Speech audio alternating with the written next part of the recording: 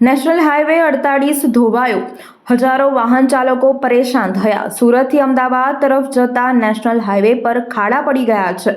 Dumal ચોકડીથી national highway અને express હાઈવેને જોડતો એક રોડ ચોમાસું આવતા જ ખળબળ બની ગયો છે। વાહનોને નુકસાન, ચાલકોને પેટનો અને કમરના મણકાનો દુખાવો થઈ રહ્યો છે। સાવલી વડોદરાને જોડતા રોડ પર અસંખ્ય ખાડાઓ પડી ગયા છે।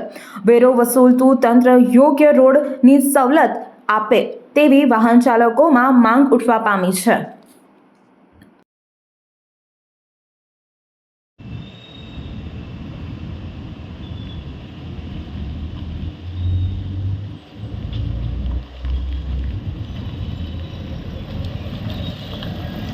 कर दीजिए।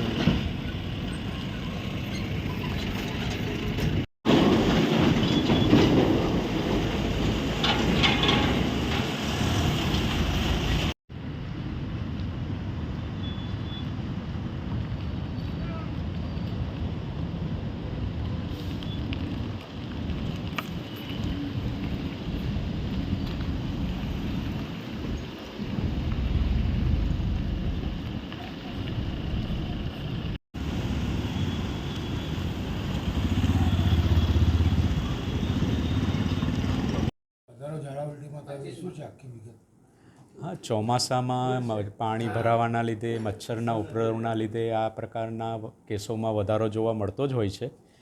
એ પ્રમાણે એસએસજીમાં પણ દર્દીઓની સંખ્યામાં એ રીતે વધારો થયેલ જ છે અને એના માટે અમે સારવારમાં પૂરતી કાળજી રાખી અને દર્દી સ્વસ્થ થાય એના પૂરતા પગલાં લઈએ જ છીએ। સાહેબ, કેટલા કેસો હશે ઝાડા ઉલટીના? ઝાડા ઉલટીના આશરે 100ની આસપાસ કેસ હશે। વધારે છે એટલે સિઝન પ્રમાણે થોડા ગણાય જ વધારે। સાહેબ, ચાંદીપુરમમાં શું છે? 2 એક્સપાયર છે? ચાંદીપુરમમાં છે 2 એક્સપાયર ગઈકાલે થયેલ છે, તો એની તો ડિટેલ। વડોદરાના સમાચાર જુઓ તથા આપણી ચેનલને સબસ્ક્રાઇબ કરો અથવા સંપર્ક કરો।